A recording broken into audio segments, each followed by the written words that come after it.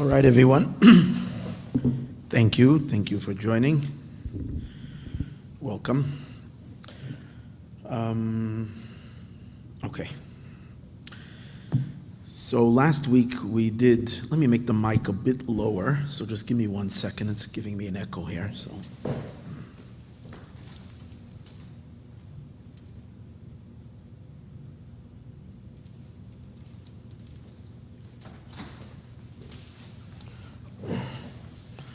So last week, we learned Vayakel, and as I said, that was the last Farbrengen we heard from the Rebbe. Now, by the way, I just want to make something clear.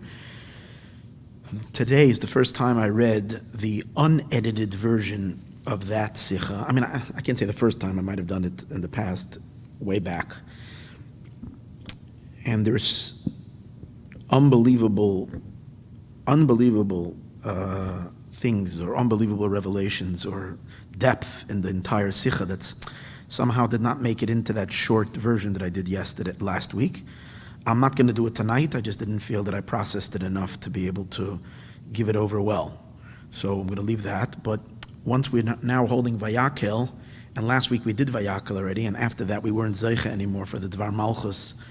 The next one we will have is technically, with the special series of Dvar Malchus, I think, is Parsha Shmini. So we'll figure out what to do till then. As of now, I'm so excited about what happened last night across the world with Jewish women. Sometimes we don't realize, it's something that's very important. Sometimes we just don't realize that we took part of something historical, a prophecy fulfilled, one of the, like we're living through the events of redemption itself, but because we didn't see fireworks yet, for whatever reason, it almost feels like a letdown and like, oh, come on. And I can understand that. And I myself participated in that. I kind of was wiped out today. Even though I wasn't part of the women's event technically, but my heart and soul was completely invested in it and making it happen here, and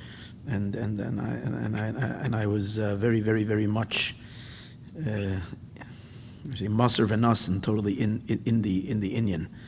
So today was like I can relate to a certain sense of like, okay, what happened? Why aren't we in Yerushalayim? But on the other hand, I need to say that, okay, something huge happened, something huge. According to what I heard, we're talking about close to 20,000 women, more or less, we don't have the exact number, that got together to sing and dance and to pray and to daven for Mashiach, for Geula, in an incredible achdus and across the world. There is no way that this is not going to speed up, intensify, and not just be a cause of redemption, but it's literally a chelik of the story of the Geula Shalema, without a shadow of a doubt. And it's something to be very excited about. So what I decided, therefore, to do is to review with you the Sikha from a few weeks ago. And probably all of you learned this, and if you didn't learn it, you should have learned it. But even if you should have, it's good to learn it again, especially today. It will have so much more significance. This is the Sikha that's printed in Sefer HaSichas Tafshin Nun Beis on page 299. It's from a combination of what the Rebbe spoke about Shabbos Parshas Boy Vav Shvat and Shabbos Parshas Beshalach Yud Gimel Shvat, two Shabbosim, Al Derech Mailas Nesheu B'nai Yisroel, and where the Rebbe speaks about the quality and the greatness of the women and girls in our generation. And here is where really the whole source of what happened last night, the Nesinas Koyach of what happened last night, is sourced over here. I do want to mention there was a video that I put out yesterday. I'm not sure everybody that's on this call saw it, but to me there is such an indication that there is such a clear inspiration and Nesinas Koyach and invigoration, if you can call Ruach HaKodesh, Nevuah, whatever we want to ascribe to it, from our Rebbe about the event of last night, about this Geula gatherings. The Rebbe in Tafshin Mem Tes. So it's, the Rebbe would always refer to things by the tens, the hundreds. Right? The Rebbe makes a big deal about these special dates. So in that, in Tafshin Mem Tes, which is 30 years, because now we're Tafshin Ayin Tes, the Rebbe spoke about that the Hayraf and Parshas Vayakel is that there needs to be kinusim, and that every yid has to be makol kehilais, that we need to gather Jews together.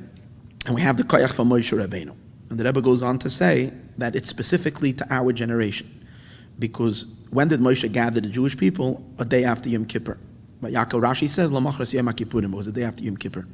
So the Rebbe says that our generation is a Machar Yom HaKippurim Diga generation. What an incredible idea.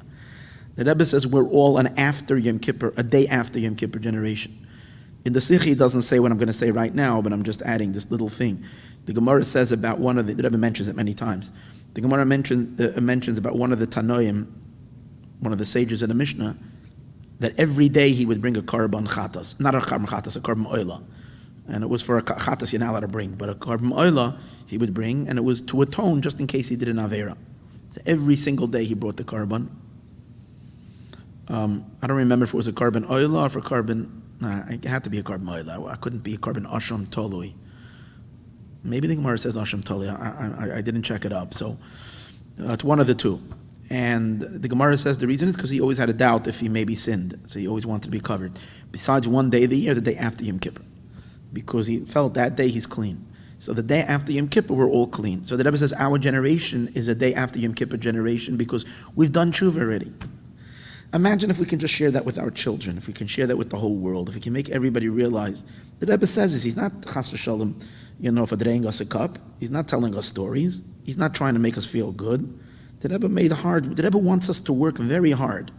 Very, very hard. The Rebbe doesn't give us a chance to go to sleep. He drives us, I'm sorry to say, meshuggah, makes us crazy. We have to do and do and do. But the Rebbe doesn't want us to do it with guilt. He doesn't want us to do it with a heavy heart. The Rebbe wants us to know that it's amazing. If you take a look at the Sikhs, he never talks about the dark side, about the problems. He knows our Yetzer Haras. The Rebbe says that we're already after all tshuva. We're all clean. We're all holy. We're all ready for Mashiach already. We just got to get it done. But it's not that there's any guilt. We all have to drop that guilt. We have to drop that. Anyways, we're a Machras Yom HaKippurim, and therefore we're ready for Vayakel. So and the Rebbe says in our generation it comes easy to do Vayakel because it's the same like Moshe doing Vayakel. Moshe Rabbeinu didn't have to work hard. Rashi says he didn't have to be ma'asef them biyadayim with his hands. He just apid diburai based on his words. So the Rebbe says it means that you don't have to make an effort and do an action to gather Yidden. You just make an announcement and they gather on their own. A Yid, the Rebbe says these words, he's oimed umachriz, and they come together on their own. So where I see this, an amazing nevuah for what happened just now, because this whole Geula gathering happened on its own. As you probably know, you know the story. It was announced 7 years ago that she's doing a gathering, and everybody jumped onto it by mistake, because someone's put out that video, and everybody thought, oh, it's happening, and they all gathered together. Mamash, what the Rebbe says, it's going to happen.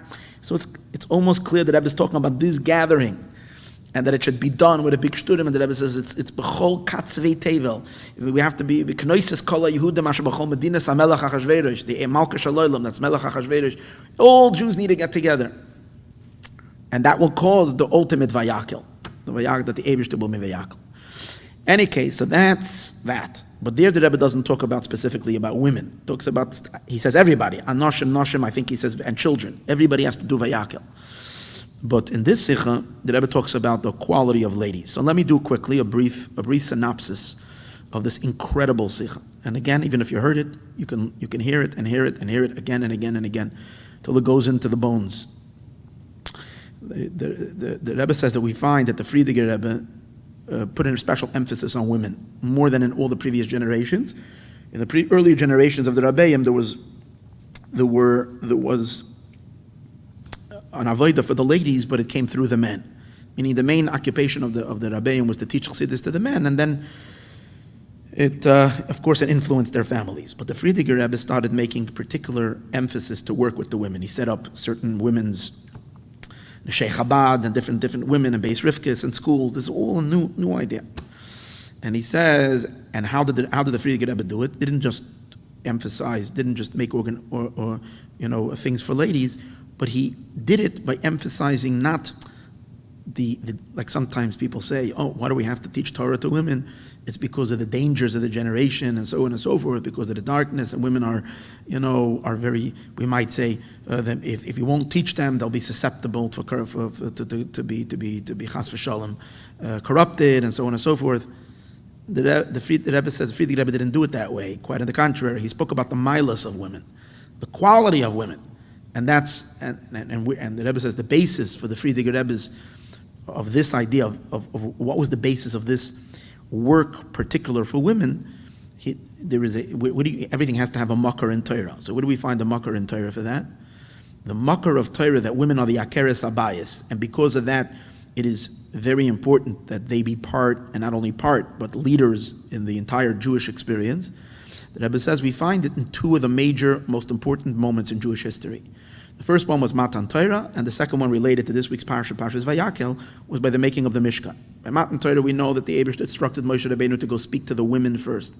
If you think about it, it's mind-boggling. You're not talking about, especially go back 3,500 years, when women were so oppressed, so in such as, and yet, imagine the surprise for the male ego, for the big knockers. The guys standing all down there, Tzis Mitzrayim, they're the whole, the Sanhedrin and everything, and Moshe Rabbeinu doesn't even look at them. Comes down from the mountain and gathers the ladies together to speak about the most important thing. It's like, negotiate. First talk to us. Doesn't give them a blink. Goes to the ladies, discusses with the ladies. We hear these things, but we don't imagine like the shock of that. Like, wow, whoever did something like that. Even today it would be shocking. How much more so back then? And the second time the Rebbe says that ladies were given precedence was by the donation of the Mishkan, because it says Vayavayu Anashim al Anashim, that the Anashim al Anashim. This week in the parsha, that the men came al Anashim, which means on the women, but the deeper meaning, but the meaning of that is, the men came secondary to the women. The women were first, and the men came after that.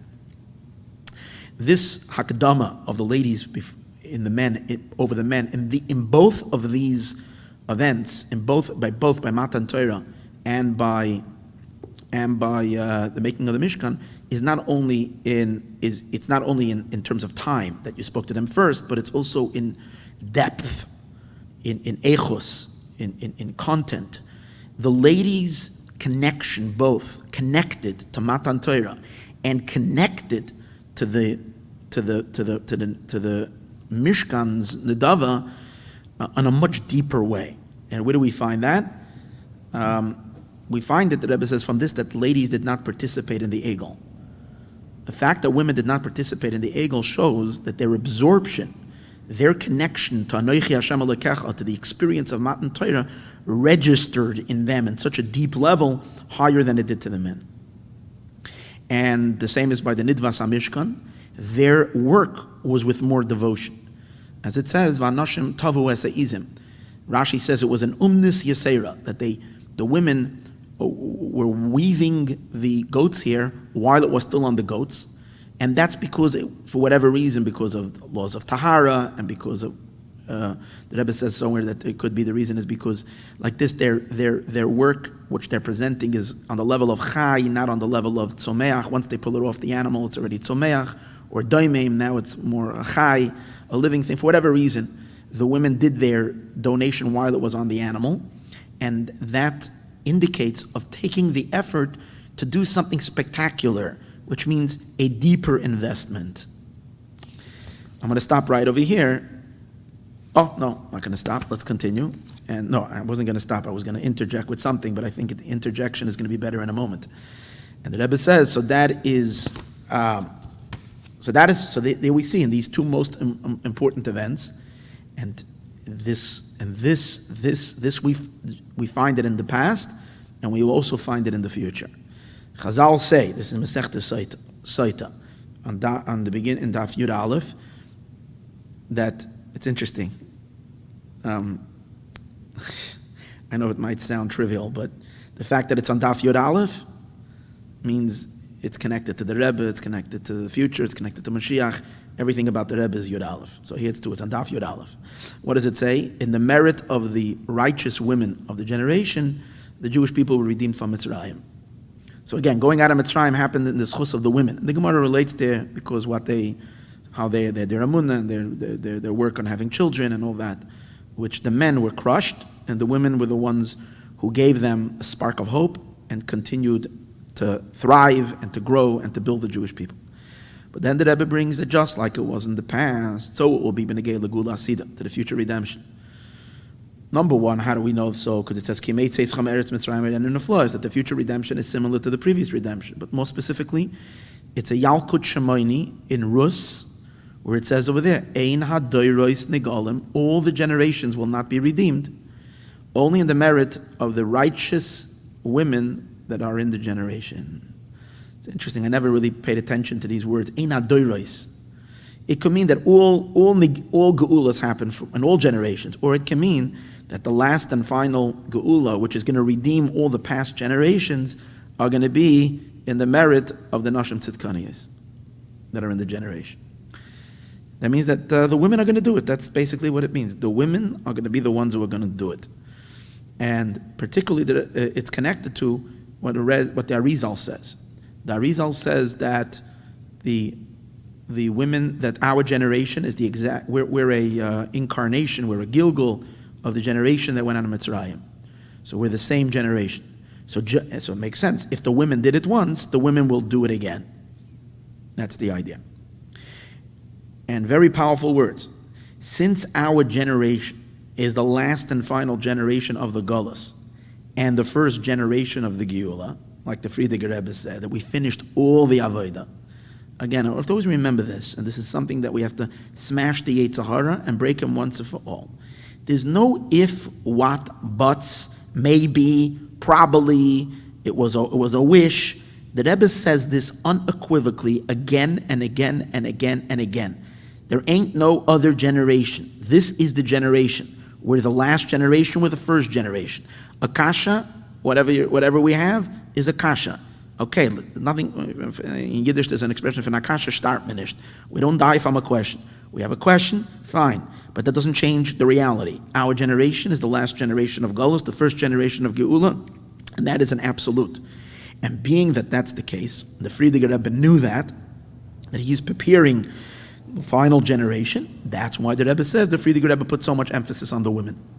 In order to hasten the Geula, in order to speed things up, get things moving, the Friediger Rebbe knew that it's his job and his continuation, which is the Rebbe, to complete the work, and they needed the ladies. They needed the women's participation, not just partial participation, but primary participation. And then the Rebbe continues, Lo Hosef, that the quality of Neshei Yisroel, of the women in the Geula, is not only in the preparation for the Geula, to bring the Geula, but actually the Geula itself is a feminine Geula. As we know that when Mashiach will come, the rise of Malchus, Kabbalistically, the whole idea of the Geula is that Sfiras HaMalchus, which is the feminines, the source of Jewish women, their neshama will rise up higher, and women is Gala, that they're Eshes Chai Lateres Baila, the crown of their husband, which means higher. They're mushrush in the Eibush, they're higher than men. And that's going to be the Gilui when Mashiach comes. And for that reason, women are primary, not only in bringing the Geula, but in the actual Geula itself, content of the Geula itself. So here is where I wanted to add.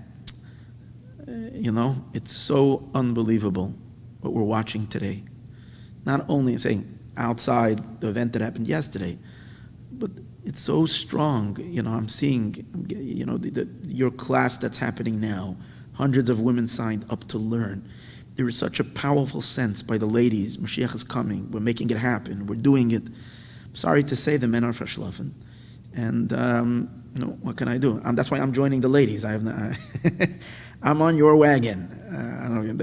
I can't go on the wagon, I'm hanging off on the back, but I'm here because this is the road to the Geula, and I can't blame the men. It's okay. They were verschlafen in Mitzrayim. They're a little verschlafen now. What can we say? I'm not saying everybody, but and the women are alive, and this is it. The Rebbe says, this is it. You did it then, you're going to do it again. Okay, then the Rebbe continues, and he says, you see, and here's the next, and I mean, I'm so excited about this, that it's, and I learned this a few weeks ago, I even gave a shir about it, but it has so much more meaning. The words are dancing off the page today. After the women dancing yesterday, these words are literally dancing off the page. Hear this. Our entire energy in Chabad is what? Basu Legani. Basu Legani is the Frierdiker Rebbe's Maimer, which sparked our generation, which sparked the Rebbe and everything. It's all the Basu Legani Maimer. The Rebbe says the Basu Legani Maimer was given out for the yard sites of two women. Of the Frierdiker Rebbe's Baba, the Rebbe's and Rivka, the wife of the Rebbe Marash, and of his mother, Stern and Sarah, the wife of the Rebbe Rashab. The first Maimer Basu Legani was for Yud Shvat, which is the Rebbe's and Rivka's yard site, and the second one is Yud Gimel Shvat, which is Rebbe's and Stern and Sarah's yard site, his mother's yard site. And this was prepared for their yard sites. Why? Because really our generation and the whole avoid of Basu Legani is more related to the women than it is related to the men. It's a feminine Maimer. And the Rebbe says that's why it begins with Basu Legani, Achoisi Kala. It's all about a Kala. It's all a bride, not a Chassan. It's the Maila of Yidden that we make for the Eibishter, a dira of the Eibishter's wife, that makes for the Eibishter a dira b'tachtainim. So even though in general, on the broader scale, Kala means all of the Jewish people, all of Knesset Yisroel. But since we're called Kala, so amongst the Jewish people, the women are more this Inyan than the men are. Now, the content of it, the Rebbe says, of Basu Legani, is also related more to women, meaning not just, okay, there's Kala there and so on and so forth.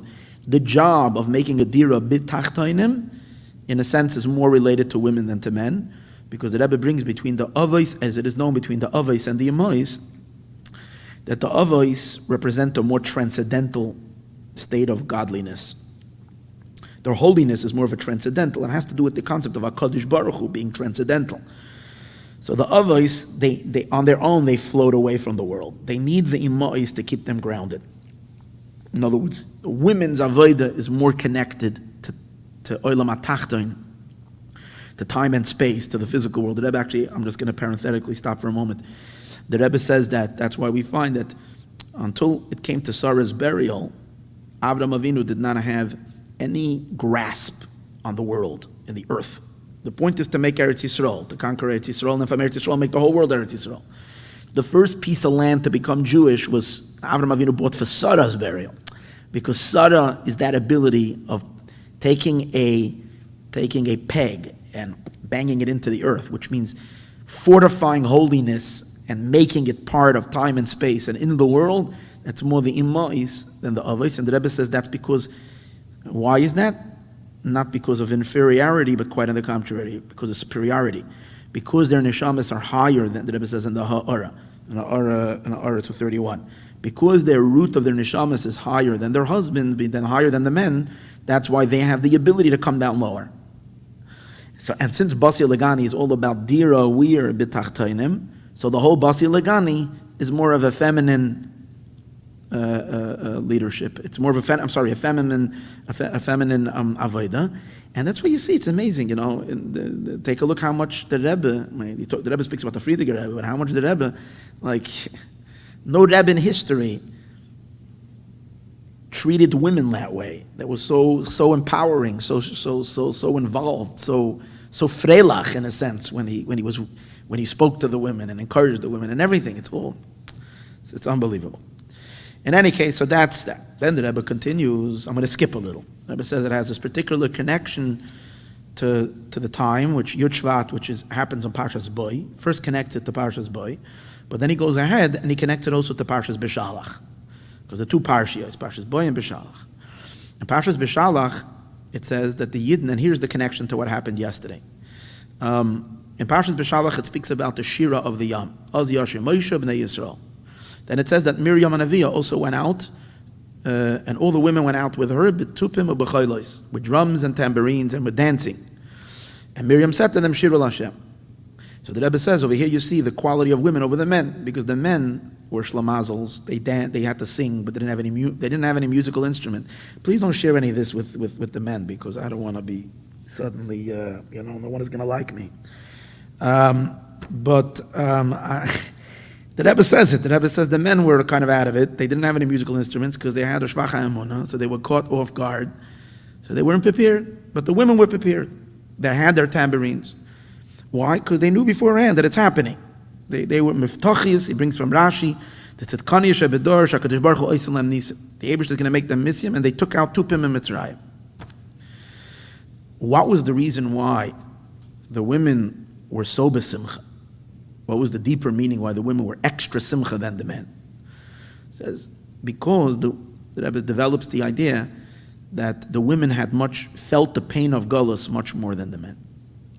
Where do we find that? We find that the reason why Miriam was called Miriam was because she was born right at the time when the Egyptian slavery took on a whole new dimension of brutality.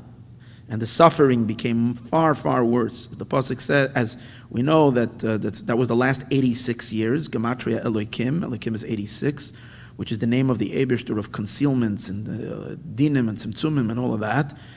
So the last 86 years was the worst, and Miriam was born 86 years before the Geula, and they named her Miriam. Yet we find an interesting thing. The Medrash says that the Eibishter was Mamid, a Goyel to the Yidden, and who is the Goyel? The Goyel is Miriam. Goyel is Miriam, the Medrash says, 63, Shmois Rabbah. Okay. That Goyel, I actually looked up this Medrash when I gave the shir a few weeks ago. Goyel is Miriam, and the Medrash says, Al Shem HaMirur, because of the bitterness, which is a very strange thing. If it's bitterness, so why are you... How is that Geula? Geula is Geula. Miriam is bitterness. How does bitterness think you... To say that the Goyels are Miriam because of the bitterness? And the answer to that is yes. Because the Geula is the direct derivative of the frustration, the pain, the energy that it takes to bring the Geula comes from the deep, deep pain and the intolerance that you can't tolerate Gullus. When you chas v'shalom fall into a state that it's okay, Nebach Tzaris, they're having this campaign today to amazing, Avos Yisroel, unbelievable. Let's give it to all the Jewish people. Let's give it to the men as well. Okay, so beautiful. It was the most beautiful thing, unbelievable. Like in less than a day and a half, they're already over 1 million. So many. Close to 14,000 donors are donating. Unbelievable. It's incredible. So we hear stories. Nabach, a younger man is going to have to amputate his 2 hands and his 2 feet. And every day we hear crazy, horrible stories. But to a certain degree, okay, we make peace with it. Whatever. We're okay with it. Women are not okay with it. We're not okay with it. It's the intolerance. The Rebbe says particularly Miriam was that way. Why? We find that she's called a Nevuah. Why is she called a Nevuah? Because at the early time, when Moshe was born, she told her mother to get back together with his wife, and she gave the Nevuah that Asidi Imi Sheteled, that my mother's going to give birth to the Mashiach of the generation. And then her father kissed her on the head. When he was born, she saw Moshe. Wow, he was brilliant light. But when Yocheved had to put him in the Nile River, she went and and her father, I think it was her father, that patched her on the head, and he said, "Where is Biti? Where is your Nevuah?" But Miriam never lost hope. When you have a prophecy, you know you have a prophecy. And therefore Miriam stood and she waited Bekilyoin Einayim. These are the words of the Rebbe. Mitzape Bekilyoin Einayim. The best English translation I can think of is breathless anticipation, even though Kilyan Einayim is more relates to the eyes, but it means this idea. She was waiting breathlessly for this to happen. What's going to happen with her Nevuah? And as long as her Nevuah was not being fulfilled, think about the state we are, similar to Miriam. She has a Nevuah that Geula is coming, and all she has ahead of her is 86 years of suffering, 86 years of babies being thrown in the Nile. 86. Okay, the babies were not thrown so long after, but power of bathing in baby's blood, a suffering she'en kamoyu, 86 years of that. We're 25 years after Gimel Tammuz. We also heard a nevuah. So compare to it. So she was just she had such increased, had such bitterness. She wasn't a bitter person, but she experienced such pain and frustration and intolerance to the Gullus.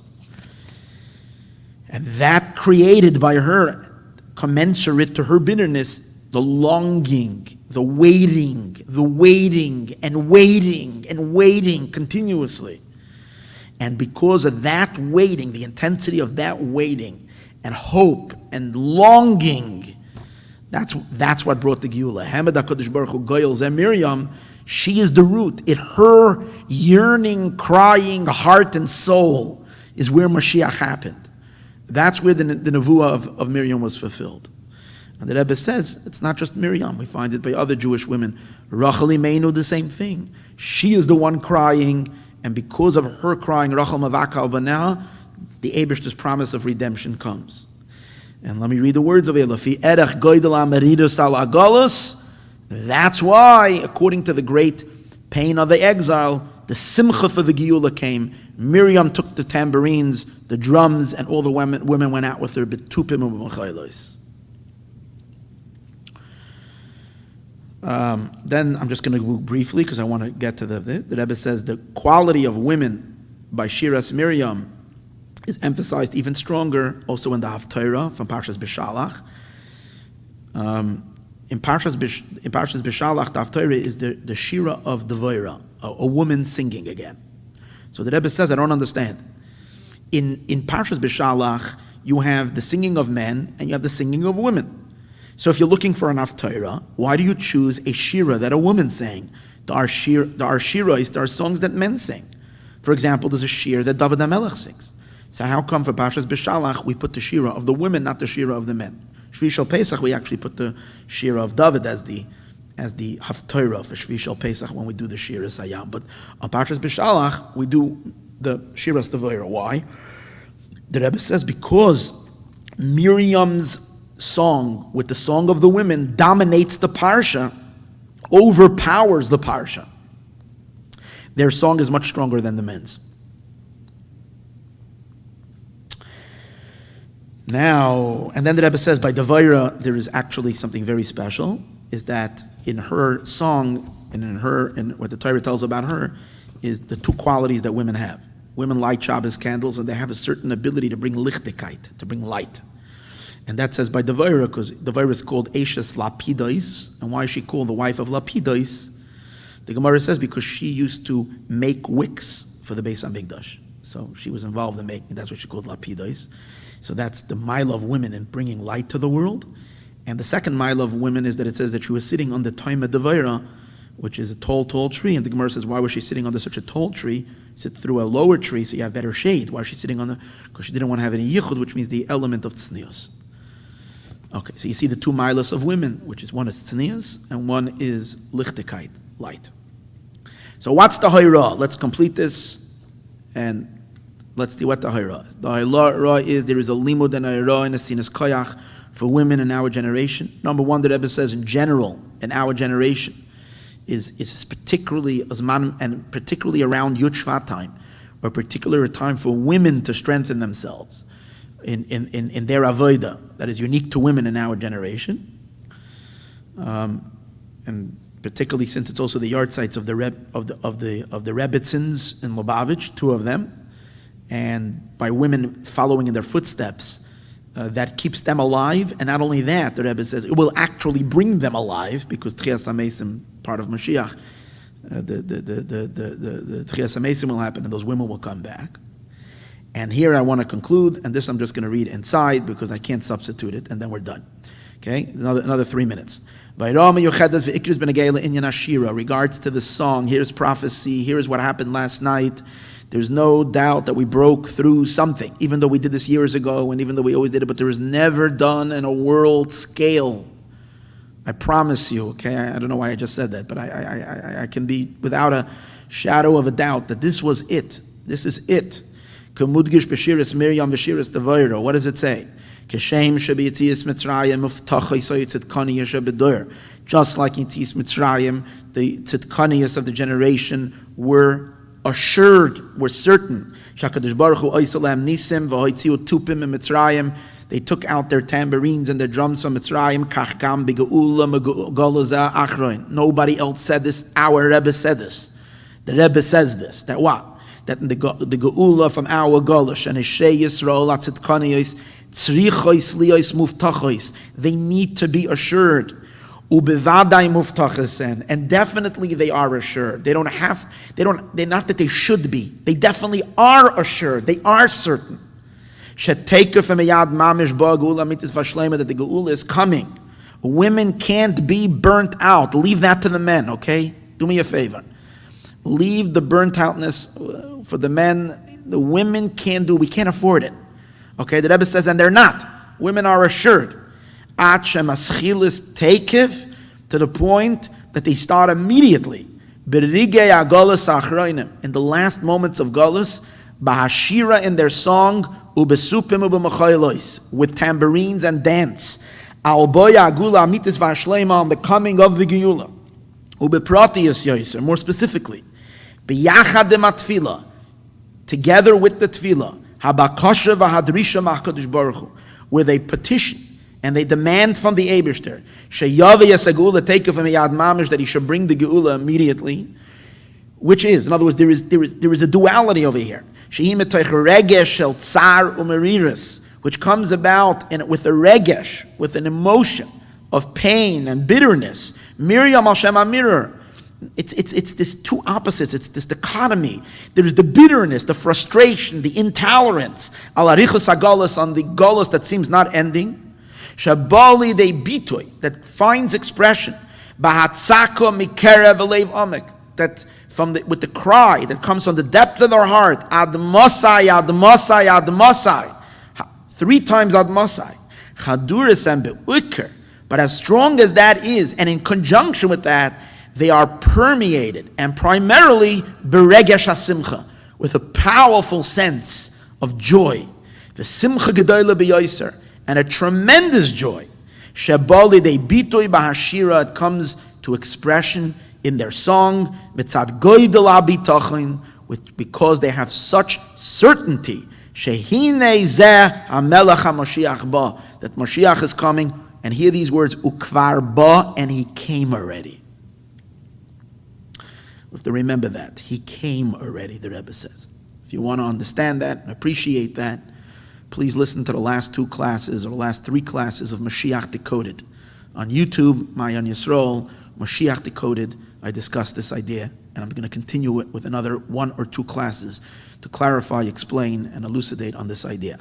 In any case, but the Rebbe says that their song that they sing, and our other 110, and with this I conclude, is betachlis atznias. They do it, but they do it in a tznias to go away with modesty. Kemuven ma'alimud medavayra, like we learned from the Vayra, and that also happened last night. There's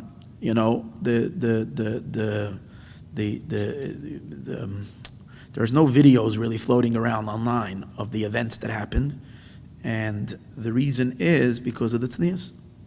Meaning, even though it's being, one of the people told me that there's so many videos on the WhatsApps and stuff like that, but it wasn't put out there because of the maila that it has to be done b'tznius, and that's being kept. So it's just unbelievable. Here you have the nevuah from the Rebbe. Here you have the Ruach HaKodesh of it, and I can just say that we passed the milestone. And what we have to do now is not go to sleep, but to just shturim and shturim and shturim and just make it bigger and bigger and bigger. I know they're planning another one for Chafei other bays.